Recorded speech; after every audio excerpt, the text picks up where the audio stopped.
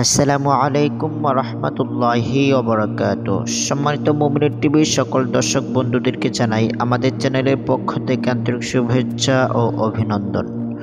সম্মানিত দর্শক, আমি আজকে আপনাদের সামনে যে বিষয়টি নিয়ে উপস্থিত হয়েছি, বিষয়টি আমাদের সকলেরই জানা জরুরি। বিষয়টি হলো রমজানের প্রস্তুতি আমাদের কেমন হওয়া উচিত। কারণ সামনে তো রমজান মাস আসছে, এই রমজানে আমরা কি কাজ করব, ইসলাম কি বলে সেই সম্পর্কে। তো আসুন সম্মানিত দর্শক, আসুন আমরা কথা দীর্ঘায়িত না করে মূল পর্বে চলে আসি। রমাদানকে সুন্দরভাবে কাটানোর জন্য ভালোভাবে প্রস্তুতি গ্রহণ করতে হবে। ভুল পদ্ধতিতে রমাদানের প্রস্তুতি গ্রহণ করলে এর ফজিলত থেকে বঞ্চিত হতে হবে। এর জন্য এক নজরে রমাদানের জন্য প্রস্তুতি গ্রহণের পদ্ধতিগুলো বর্ণনা করছি। তদনুযায়ী আমল করে রমাদানের প্রস্তুতি গ্রহণ করা যেতে পারে। নাম্বার ১, তওবা এবং ইস্তিগফার করা। যে ব্যক্তি আল্লাহর কাঠগড়ায় আসামি, যার নামে আগে থেকে আল্লাহর আদালতে মামলা রয়েছে, তার জন্য নতুনভাবে নেক আমলের তৌফিক পাওয়া একটু কঠিন। এজন্য আগের অপরাধের জন্য তওবা করে রমাদানের আগে নতুনভাবে জীবন গড়ার সংকল্প করতে হবে। পেছনের সমস্ত গুনার জন্য আল্লাহর কাছে মাফ চাইতে হবে। নাম্বার ২, রমাদানের ফজিলত সম্পর্কে সচেতন হওয়া। কুরআন ও সুন্নাহে রমাদানের যে সব ফজিলত ও মর্যাদার কথা বলা হয়েছে, সেগুলো এখন থেকে বেশি বেশি করে পড়তে হবে, শুনতে হবে, বলতে হবে, চর্চা করতে হবে, প্রয়োজনে ঘরে লিখে রাখতে হবে, যাতে বারবার দেখে উৎসাহিত হতে পারি। তাহলে রমাদানের মর্যাদা সম্পর্কে সচেতন হতে পারব। রমাদানে আমল করার গুরুত্ব নিজের মধ্যে বদ্ধমূল হবে।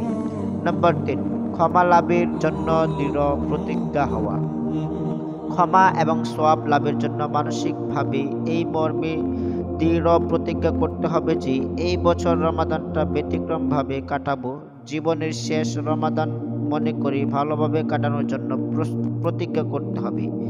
নাম্বার ৪, কাজা রোজা আদায় করা। বিগত কোনো রমাদানের রোজা কাজা হয়ে থাকলে রমাদানের আগে আগে সেগুলো আদায় করে শেষ করার চেষ্টা করতে হবে। নাম্বার ৫, হিংসা ও শিরক থেকে মুক্ত হওয়া। আল্লাহ তাআলা সাধারণ ক্ষমা লাভের জন্য হিংসা এবং শিরক থেকে মুক্ত হওয়া আবশ্যক। সেজন্য নিজেদেরকে রমাদান আসার আগে আগে হিংসা এবং শিরক থেকে মুক্ত হওয়ার চেষ্টা করতে হবে। নাম্বার ৬, রমাদানের প্রয়োজনীয় মাসআলা মাসাইল জেনে নেওয়া।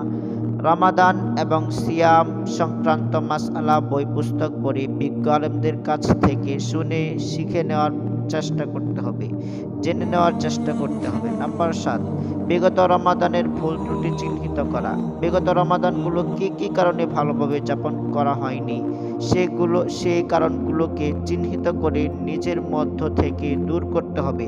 আগে থেকে সাবধান হতে হবে, যাতে সামনের রমাদানও যেন বিগত রমাদানের মতো গাফলতিতে কেটে না যায়।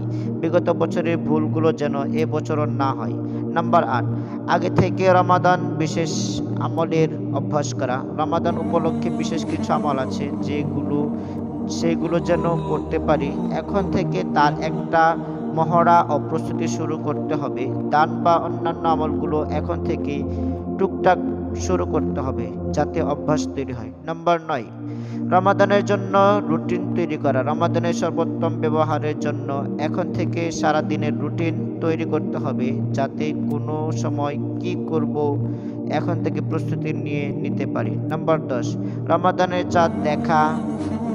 শুধু চাঁদ দেখা কমিটির দিকে না তাকিয়ে শাবানের ২৯ তারিখে পশ্চিম আকাশে রমাদানের চাঁদ তালাশ করব। চাঁদ দেখলে দোয়া করব। যদি চাঁদ দেখতে নাও পারি, চেষ্টা করার বদৌলতে সওয়াব পাবো ইনশাআল্লাহ। নাম্বার ১১, রমাদানে ভালোভাবে কাটানোর জন্য দোয়া করা।